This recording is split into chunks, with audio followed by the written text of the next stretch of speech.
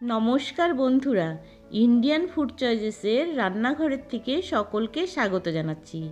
আজ আমি আপনাদের জন্য নিয়ে এসেছি লাউ শাকের এক চচ্চড়ির রেসিপি। এই লাউ শাকের চচ্চড়িতে আমি শিম বেগুন দিয়েছি আর সাথে রসুন পেঁয়াজ ব্যবহার করেছি। এই রকম চচ্চড়ি দিয়ে যদি দুপুরবেলা ভাত খাওয়া যায় তবে কিন্তু ভীষণ ভালো লাগবে। আর এই রেসিপিটা যদি আপনাদের সকলের কাছে ভালো লাগে তবে কিন্তু নতুন বন্ধুদের কাছে অনুরোধ করছি চ্যানেলটিকে সাবস্ক্রাইব করার জন্য। তাহলে চলুন দেখে নেওয়া যাক আজকের আমার এই রেসিপি আমি কিভাবে তৈরি করছি। প্রথমে আমি কড়াইতে সর্ষের তেল গরম করে নিচ্ছি। তেলটা গরম হয়ে যাওয়ার পর আমি এর মধ্যে বেগুন ভেজে নিব। বেগুনগুলো ঠিক এইভাবে একটু লম্বা লম্বা করে কেটে নিতে লাগবে। বেগুনটা আমি খালি তেলেই ভেজে নেব, এর মধ্যে কোনো নুন বা হলুদ দিব না। বেগুনটা একটু ভালো করে উল্টিয়ে পাল্টিয়ে একটু ভেজে নিচ্ছি। দেখুন বেগুন ভাজা হয়ে গেছে, এখন আমি কড়াই থেকে তুলে নিচ্ছি। তারপর ওই কড়াইতে আরও কিছু সর্ষের তেল দিয়ে আমি রান্নাটা শুরু করছি। এখানে একটা শুকনো লঙ্কা, 1 চামচ কালো জিরে আর রাঁধুনি দিয়েছি। ফোড়নটা একটু নেড়েচেড়ে ভাজা করে নিচ্ছি। ফোড়নটা ভাজা হয়ে যাওয়ার পর এর মধ্যে আমি রসুন কুচি আর পেঁয়াজ কুচি দিচ্ছি।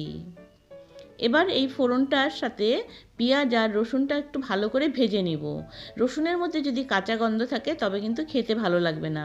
সেই জন্য পেঁয়াজ রসুনটা ভালো করে ভেজে নিয়ে এর মধ্যে আমি আগে থেকে কেটে রাখা একটা আলু ঠিক লম্বা লম্বা করে আমি কেটে নিয়েছি।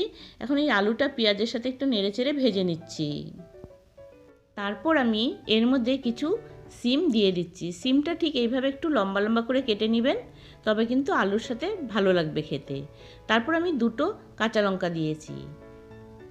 এবার এই খালি তেলে আলু আর সিমটা একটু নেড়েচেড়ে ভেজে নিব। এবার সিম আর আলুটা একটু নেড়েচেড়ে ভালো করে ভেজে নিয়েছি। তারপর আমি এখানে স্বাদ অনুযায়ী 1 চামচ নুন, 1 চামচ হলুদের গুঁড়ো আর এখানে 1 টেবিল স্পুনের মতো কাঁচা লঙ্কা 2টো আর আদা একসাথে মিলিয়ে একটা পেস্ট করেছি, সেই পেস্টটা দিয়ে একটু জল দিয়ে দিলাম। এবার এই মশলাটা এই সিম আর আলুর সাথে একটু নেড়েচেড়ে বেশ কিছু সময়ের জন্য একটু কষিয়ে নিব।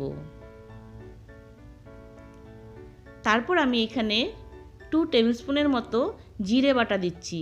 জিরেটা কিন্তু আগে আমি একটু ভেজে নিয়েছিলাম, তারপর শিলনোড়াতে একটু বেটে নিয়েছি। এবার এই জিরে বাটাটা দিয়ে এই সিম আলুর সাথে ভালো করে বেশ 1-2 মিনিটের জন্য একটু কষিয়ে নিচ্ছি। এখন তরকারিটা প্রায় কষানো হয়ে এসছে। তারপর আমি এর মধ্যে লাউ শাকের ডগা আর পাতা দিয়ে দিব। লাউ শাকের ডগাটা ঠিক এইরকম করে কেটে নিয়েছি, আর পাতাগুলো যে নরম কচি পাতা থাকে সেই নরম কচি পাতাগুলো দিয়েছি। এই নরম কচি পাতা দিয়ে এই চচ্চড়িটা রান্না করলে কিন্তু ভীষণ ভালো লাগে খেতে।